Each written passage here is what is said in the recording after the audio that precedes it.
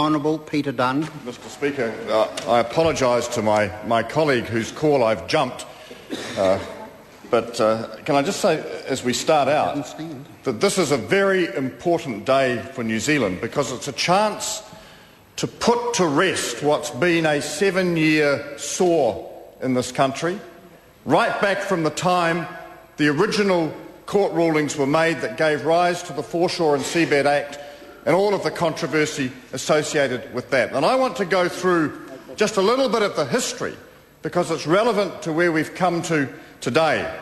I am delighted to see this bill. I am delighted to see the provisions in it that effectively take us back to where we were in 2003-04 when the concept of public domain as the way in which the foreshore and seabed would be treated was paramount in the government's thinking. And I want members to remember what happened to overturn that. To quote, I think it was Harold Macmillan who once said that his party had run into a couple of minor difficulties along the way. The Labour government of the time ran into a couple of minor difficulties, one of whom is sitting not too far away from me, and as a consequence no longer had a majority to pass that legislation. United Future and the Labour Party at that point had been working on the concept of a public domain solution. When the government no longer had a majority for that, it had to turn to a party that had showed no interest in the foreshore and seabed. The New Zealand First Party that suddenly saw here was a chance to come charging over the horizon on the white charger to solve the problem and to claim all the credit. And members will recall that what New Zealand First did as part of its agreement with the government of the time, that was desperate for a majority, was to say that any reference to the foreshore and seabed as public domain had to be removed. Mr Peters, who used to parade as a great constitutional historian, said we can't actually have such Americanisms in our law. In reality, of course, the notion of the public domain, the common, is an old British tradition. Not the first time Mr Peters' sense of history got the better of him. But the consequence of that decision, which... The consequence of that decision, I'll give the member the charity of my silence on that point, the consequence of that decision was to set in place the train of events that leads to this bill today. Now, Mr Speaker, in the light of that decision at that time, the United Future Caucus had no option but to withdraw its support for the government's bill. And I want to quote to the House a couple of sections from a letter that I wrote to the Prime Minister of the time on the 7th of April 2004, because they are quite pertinent to today's discussion. And I quote, I said, "Our concern has always been that the concept of Crown ownership by itself is too limiting, as it leaves open the possibility at some future point of the Crown, for whatever reason, deciding arbitrarily to dispose of its ownership interest. Recognition of the concept of public domain, which you, that being the former Prime Minister, yourself acknowledged at one of our earlier discussions had some parallel in the Old English common law notion of the common, has the important symbolic effect of adding an additional factor to the concept of the ownership of the foreshore and seabed that no government would be likely to tamper with." And that is the principle that is effectively being given force to in this bill.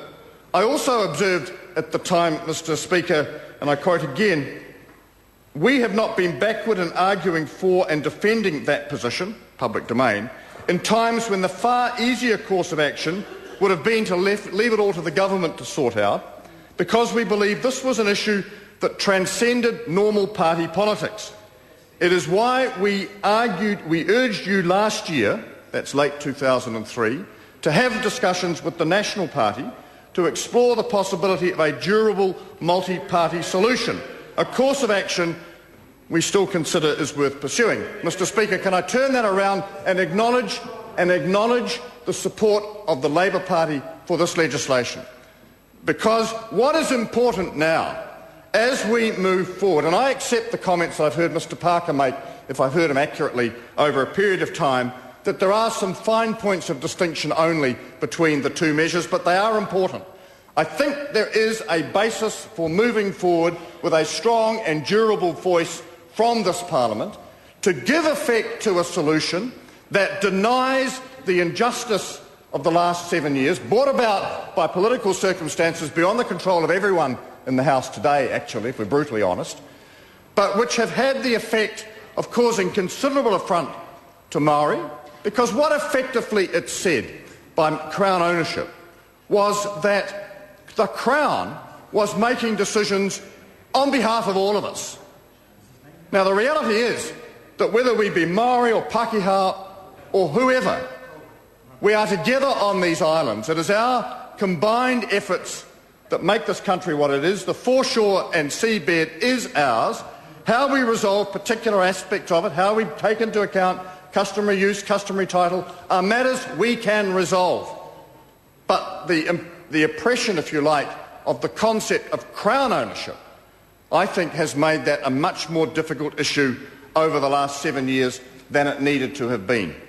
So, Mr. Speaker, when this bill comes to the House, it is an opportunity for all of us to stand back a little, reflect on the events of the last few years, and to take a course forward. I know from discussions with my colleagues to my left, figuratively speaking, and the Attorney-General, that there is a genuine commitment to get this right. And I get that sense from the opposition too, because this is one of those issues that may not actually put a big stake in the ground in terms of our identity for the future if we get it right, but if we get it wrong, has the ability to start tearing us apart.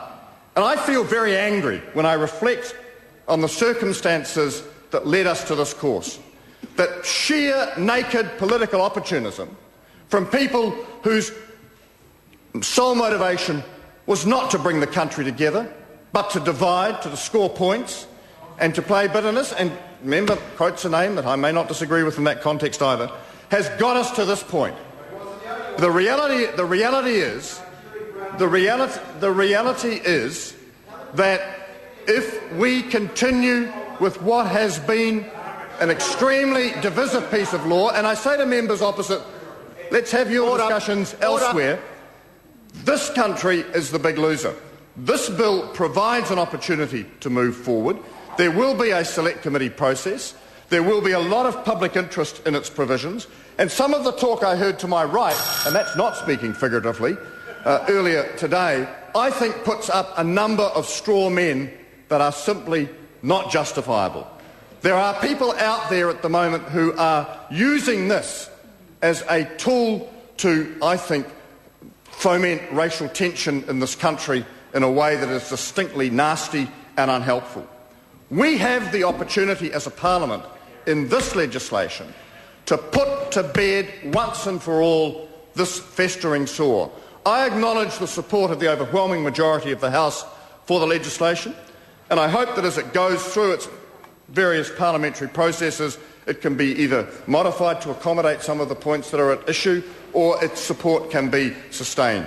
Because I'm absolutely convinced of this point, Mr. Speaker, if we do not repeal the existing legislation, given its historical overtones, we will be creating a huge rod, a huge tension, and an ongoing, understandable bitterness in this country from which we cannot recover.